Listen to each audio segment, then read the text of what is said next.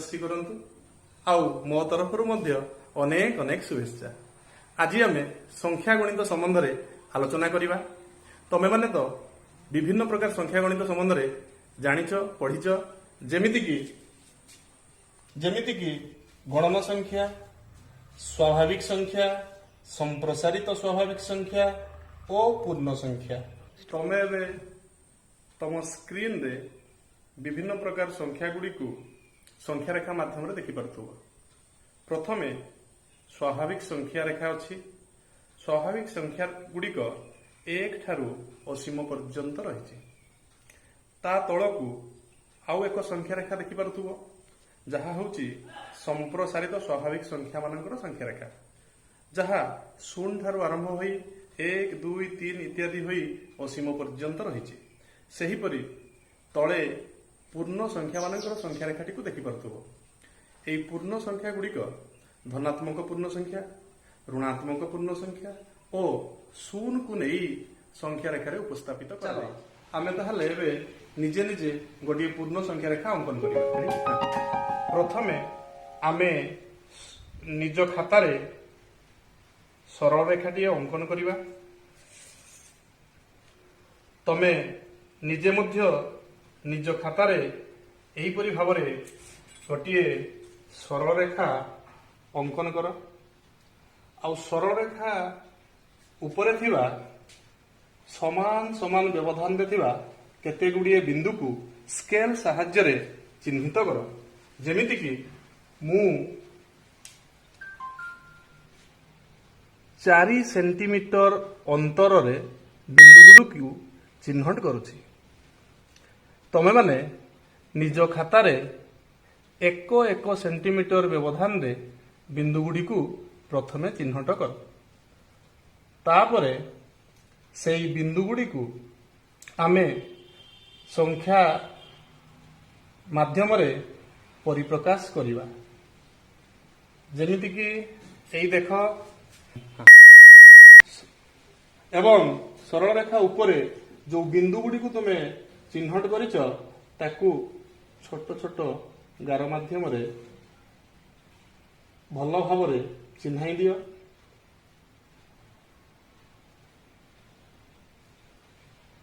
बोधे एतिकी काम तमे निज खातारे करि सारिथिबो। एई सरल रेखार ठीक मध्य बिंदुटी को आमे 0 माध्यम रे दर्शाइबा। ता परवर्ती चिन्हित बिंदुटी को +1 बोली दर्शाइबा।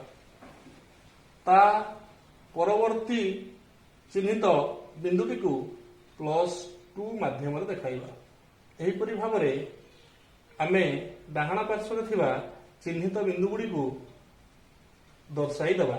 जेमिति कि मोर 0 +1 +2 +3 और +4 वर्तमान देखि पारुछ। 0 रो बाम पार्श्व रे आमे ठीक जो चिन्हित बिंदुटी को -1 रे चिन्हित करिबा। ता पूर्ववर्ती 1 1 को कम थिबा बिंदुटी को -2, ता पूर्ववर्ती बिंदुटी को -3 एवं सेहीपरि एई बिंदुटी को -4 नाम रे मु नामित कली। तमे माने मध्य तम निज खातारे अंकन करिथिबा एही भली बिंदु गुडी को 0 रो बाम पार्श्व रे थिबा प्रथम बिंदुटी को -1, ता पूर्ववर्ती बिंदुटी को -2, ता पूर्ववर्ती बिंदुटी को -3 एवं ता पूर्ववर्ती को -4 इत्यादि देई परिबो। समस्ते ताहाले निज निज खातारे संख्या रेखाटी अंकन करि सारिछ। एबे सेई संख्या रेखारु आमे केते गुड़िए प्रश्नर समाधान करिबा। एबे तमे निज स्क्रीन रे गोटाए प्रश्न पत्र देखि पारुथुबो। प्रश्न प्रथम क रे दिया जाइछि 0 ठारू 2 अधिक संख्याटी किए। एबे तुमे लक्ष्य कर निज संख्या रेखा को देख। 0 ठारू 2 1 को अधिक होइथिबा पूर्ण संख्याटी तमर +2। जेमिति कि तमे निजे मध्य तुम संख्या रेखारे କରିପାରିବ ଯେମିତି 0 ଠାରୁ 1 ଏକକ ଅଧିକ ପୂର୍ଣ୍ଣ ସଂଖ୍ୟାଟି ହେଉଛି +1 ଏବଂ +2 ଏକକ ଅଧିକ ପୂର୍ଣ୍ଣ ସଂଖ୍ୟାଟି ହେଉଛି +2। ତାହେଲେ ତୁମେ ନିଜେ ନିଶ୍ଚିତ ଭାବରେ ଉତ୍ତର ପାଇସାରିଥିବ ଯେ 0 ଠାରୁ 2 ଅଧିକ ସଂଖ୍ୟାଟି ହେଉଛି +2। ସେହିପରି ଆଉ ଏକ ପ୍ରଶ୍ନ ରହିଛି କେଉଁ ସଂଖ୍ୟାଟି 0 ଠାରୁ 3 କମ୍। ତେଣୁ ସେହିପରି ତମେ ଏହି ପୂର୍ଣ୍ଣ ସଂଖ୍ୟାରେ ମଧ୍ୟ ନିଜେ ନିଜେ ଉତ୍ତର ଖୋଜି ସାରିବଣି। 0 ଠାରୁ 3 ଏକକ କମ୍ ପୂର୍ଣ୍ଣ ସଂଖ୍ୟାଟି ଇଏ -1 1 ଏକକ କମ୍, -2 2 ଏକକ କମ୍ ଓ -3 ସଂଖ୍ୟାଟି 3 ଏକକ କମ୍। ତେଣୁ ତମର ଏହି ଖ ପ୍ରଶ୍ନର ଉତ୍ତର ହେଉଛି -3। ସେହିପରି +2 ର ପରବର୍ତ୍ତୀ ପୂର୍ଣ୍ଣ ସଂଖ୍ୟାଟି କିଏ? ବୋଧେ ତମେ ଚିନ୍ତା କରିସାରିଲଣି।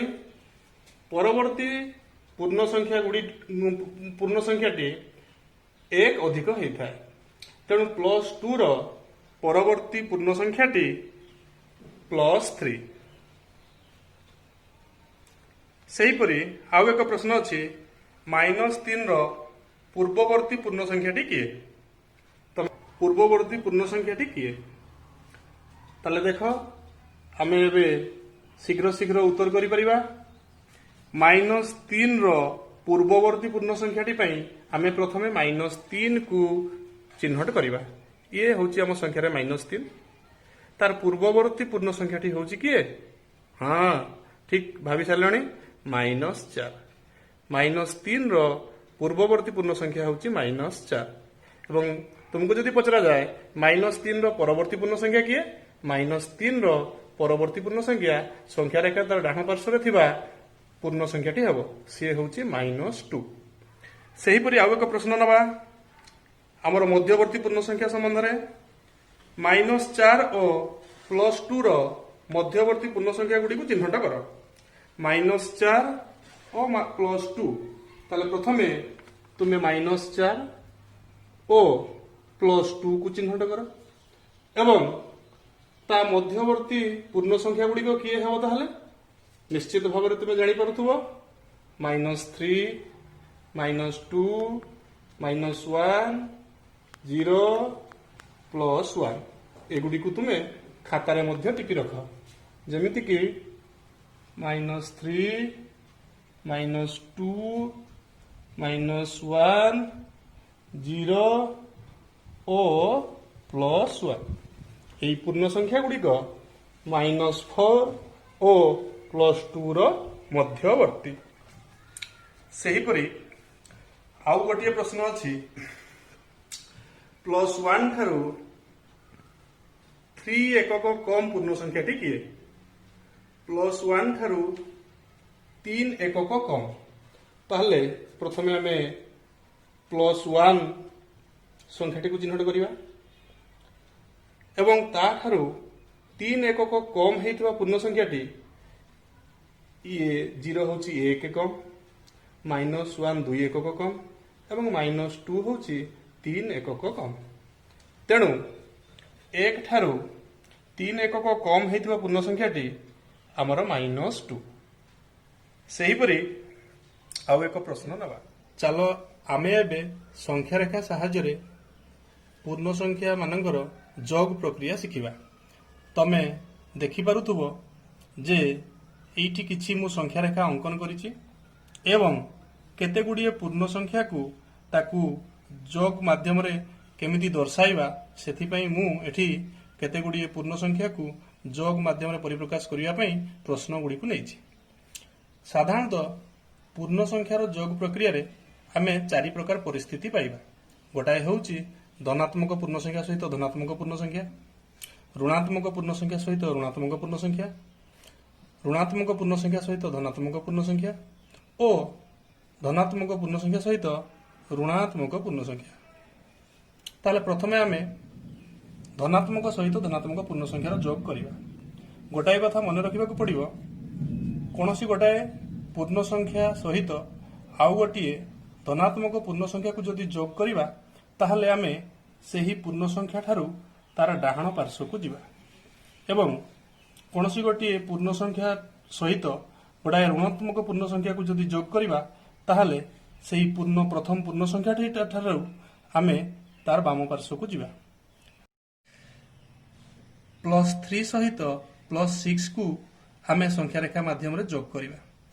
ତାହେଲେ ଆମେ ପ୍ରଥମେ +3 କୁ ଚିହ୍ନଟ କରିବା, ଯାହାକି ଆମର 0 ଠାରୁ ପ୍ରଥମେ ଆମେ +3 ପର୍ଯ୍ୟନ୍ତ ଆସିବା ଏବଂ ତା ସହିତ ଗୋଟାଏ ଧନାତ୍ମକ ପୂର୍ଣ୍ଣ ସଂଖ୍ୟା +6 କୁ ଯୋଗ କରିବାକୁ ପଡ଼ିବ।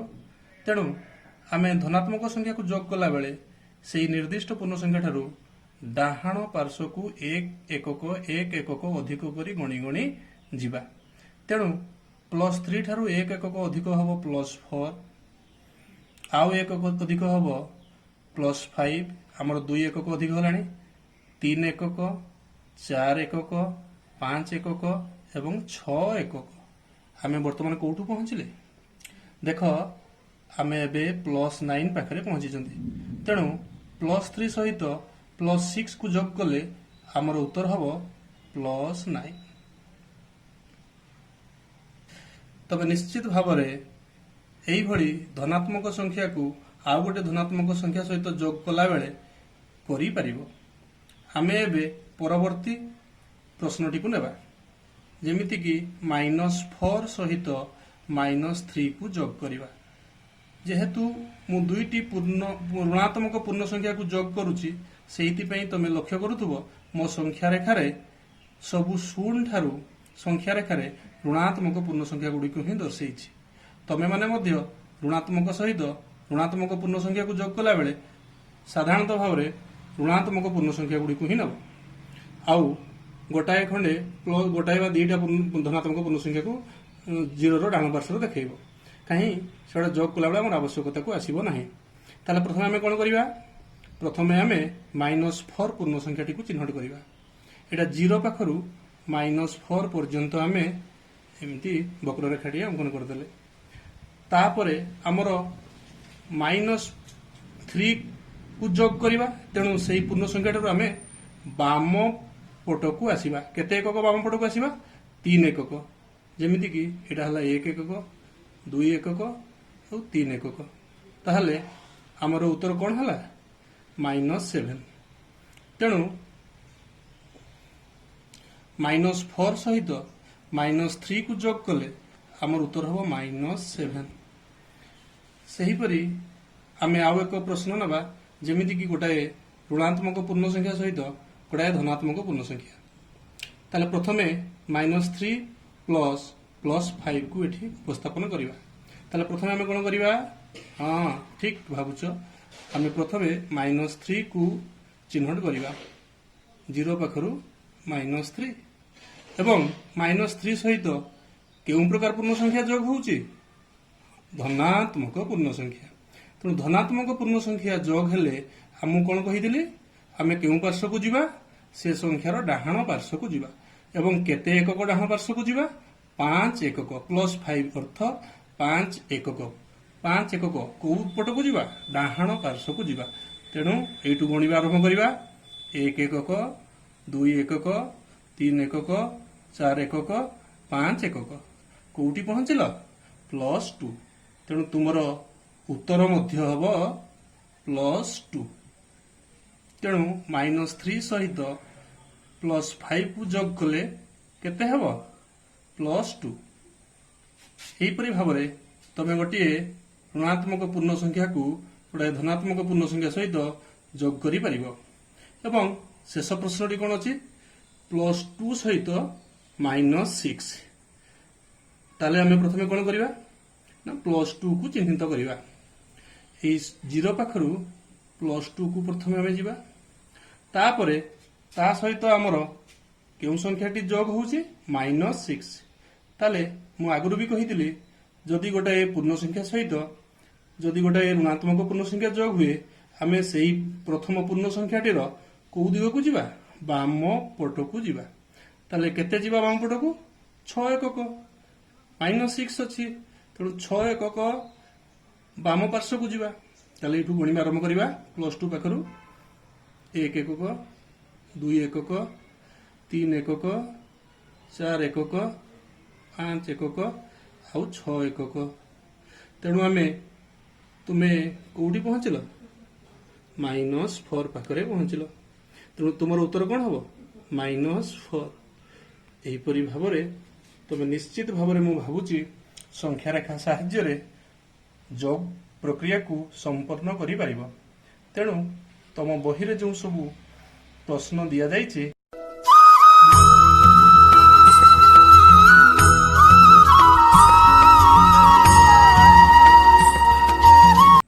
एबे पिला माने तुमे पूर्ण संख्या संबंध रे अनेक कथा कल बुझिल।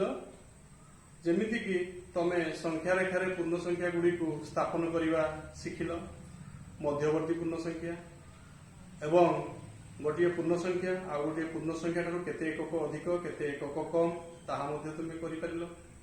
आउ परवर्ती पूर्ण संख्या पूर्ववर्ती पूर्ण संख्या ताकू मध्ये संख्या रेखा रे देखि तुमे करि परिलो। गोटे पूर्ण संख्या ठारू जदि बड़ गोटे पूर्ण संख्या हेतिबो ताहले संख्या रेखा रे आमे केउ पार्श्व को जाई ताकू चिन्हट करिबा।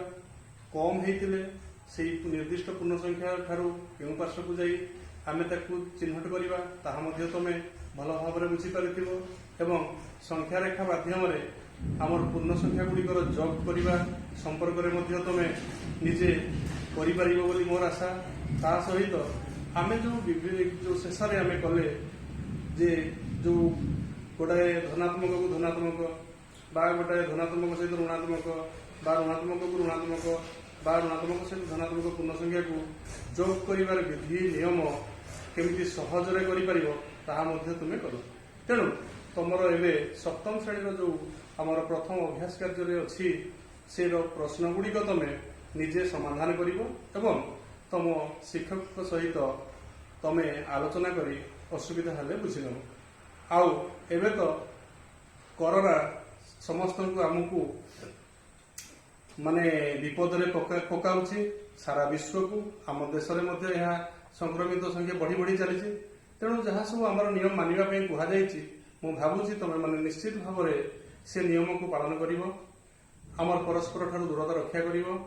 आउ घर बाहर को बाहरला बेले मास्क पिंधि बाहरिवो एवं बारंबार साबुन बा हैंड वाश सहायता रे हाथ को धोइबो।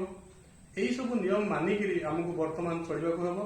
तेणु तुमे कोरोना रो आमको वर्तिबाकू हेले एही सब नियम निश्चित भाव में मानिबो बोली आशा करूछि।